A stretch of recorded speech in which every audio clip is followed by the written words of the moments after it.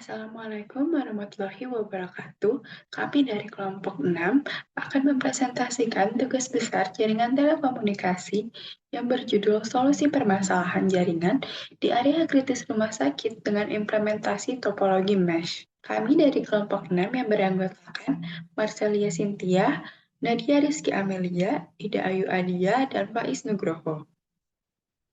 Nah, latar belakang dari masalah ini yaitu di lingkungan rumah sakit, permasalahan konektivitas jaringan di area kritis seperti ruang operasi, unit perawatan intensif atau ICU, dan ruang gawat darurat atau ER memerlukan solusi yang dapat meningkatkan ketersediaan jaringan yang handal.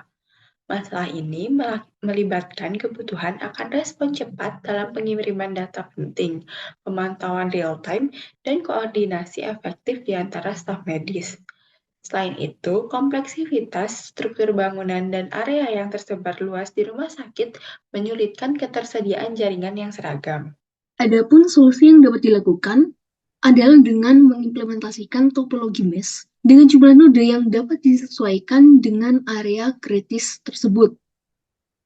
Pada area yang kritis atau penting ini, rumah sakit dapat meningkatkan ketersediaan jaringan yang diperlukan untuk perawatan pasien dan respon yang lebih efisien, sehingga pemantauan terhadap pasien-pasien di area kritis tersebut dapat berlangsung cepat dan responsif.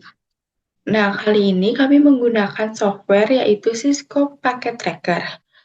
Cisco Packet Tracker adalah sebuah perangkat lunak simulasi jaringan yang memungkinkan perancangan, pengujian, dan pemantauan topologi jaringan mesh di rumah sakit secara virtual. Ini membantu dalam menyiapkan dan memperbaiki potensi masalah tanpa resiko terhadap jaringan sebenarnya sebelum diimplementasi. Berikutnya terdapat perangkat yang digunakan, yaitu yang pertama terdapat PC sebagai host. PC ini akan mengirim dan menerima data dari perangkat lain ke perangkat tertentu, baik itu dari perangkat lain yang terhubung langsung maupun perangkat yang terhubung secara tidak langsung. Kemudian ada switch. Switch ini berfungsi sebagai penghubung atau perangkat pengalihan yang mengatur pengiriman data antar perangkat-perangkat yang terhubung langsung kepadanya. Sementara pada topologi mesh, switch ini akan terhubung satu sama lain dengan switch lainnya. Di mana jika satu jalur mengalami kegagalan, terdapat jalur lain yang dapat digunakan, sehingga respon terhadap pasien bisa dilakukan dengan cepat tanpa adanya keterlambatan konektivitas. Jadi pada tahap pembuatan topologi mesh ini, pertama kita bisa mengumpulkan bahan-bahan yang diperlukan. Di sini bahan yang diperlukan itu PC dan juga switch. Jika sudah dikumpulkan, bisa langsung disusun untuk switch dan juga PC-nya. Jika sudah tersusun, kita bisa menghubungkannya menggunakan kabel. Nah, pada bagian switch ini itu harus terhubung dari switch 1 sampai switch terakhir itu harus terhubung semua. Jika sudah, bisa dihubungkan antara switch dan juga PC-nya. Setelah sudah selesai untuk menyusun semuanya sudah dihubungkan, kita bisa masukkan apa ya? Kita bisa mengonfigurasinya gitu. Kita bisa masukkan IP address-nya di sini. Misalnya pada PC 0 kita masukkan 192.168.10.1. Setelah itu kita enter, kemudian pada kolom subnet masknya akan terisi sendiri. Jadi begitu saja tahap pembuatan topologi mesh.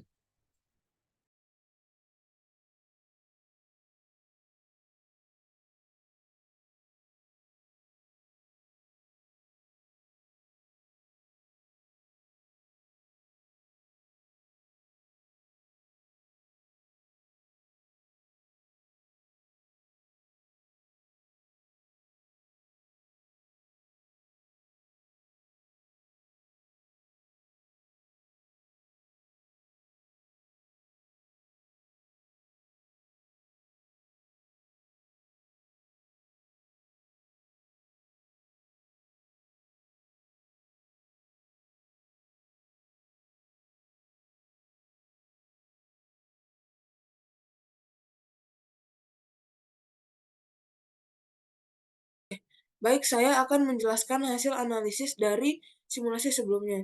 Nah, simulasi tersebut adalah simulasi untuk mengirim paket dari PC 0 ke PC lainnya. Dari simulasi dapat dilihat bahwa jaringan tersebut terdiri dari 8 PC yang disebut PC 0 hingga PC 7 dan 5 switch yang disebut switch 0 hingga switch 4. Nah, setiap node terhubung dengan switch dan membentuk struktur jala sebagian. Koneksi antara node dan switch merepresentasikan oleh tanda merah dan hijau.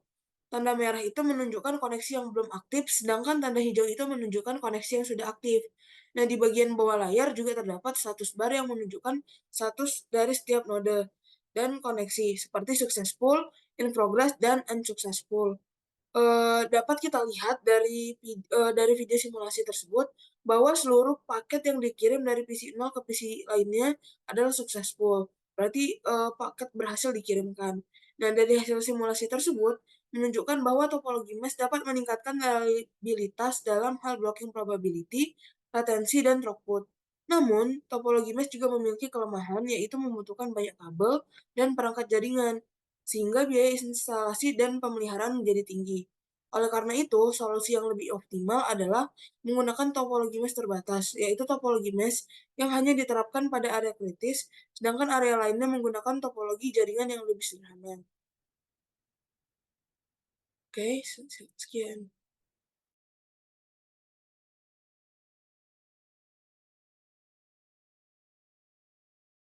Adapun kesimpulan yang dapat diperoleh adalah mengenai topologi mesh.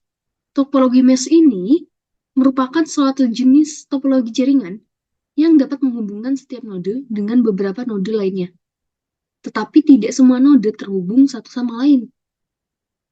Nah, dengan menggunakan topologi ini dapat meningkatkan reliabilitas dalam hal blocking probability, latensi, ataupun throughput. Oleh karena itu, solusi yang dirasa dapat lebih optimal adalah dengan menggunakan topologi mesh terbatas. Sekian presentasi dari kelompok kami. Mohon maaf apabila ada kesalahan atau kekurangan. Saya akhiri dengan wassalamualaikum warahmatullahi wabarakatuh. Yakni topologi mesh yang dapat hanya diterapkan pada area yang kritis, seperti ICU dan lain sebagainya. Sedangkan area lainnya itu dapat menggunakan topologi jaringan yang lebih sederhana lagi. Sekian presentasi dari kelompok kami. Mohon maaf apabila ada kesalahan atau kekurangan. Saya akhiri dengan wassalamualaikum warahmatullahi wabarakatuh.